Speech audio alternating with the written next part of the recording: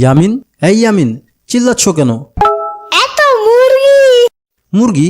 কোথায় কোথায় মুরগি? তুমি দেখছো কখনো? দেখছি। তুমি কি এখন ঘুমের মধ্যে মুরগির স্বপ্ন দেখা ভয় পাইছো নাকি? হ্যাঁ হ্যাঁ।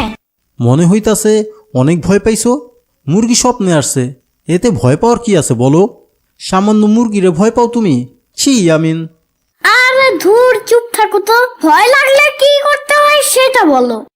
ভয় পেলে আল্লাহকে স্মরণ করতে হয়, আর সাথে সূরা পাঠ করতে হয়, তাহলে ভয় চলে যায়। তাই? হ্যাঁ ইয়ামিন। ইয়ামিন, যাবে আমার সাথে পাশের বাসায়? কেন? শুনেছি পাশের বাসায় এক বুড়িমা মুরগির খামার দিয়েছে, দেখতে যাবে নাকি? না না না না, দূর, আমি যাবই না। আরে ইয়ামিন, চলো। সামান্য মুরগিরে ভয় পেলে কি চলবে?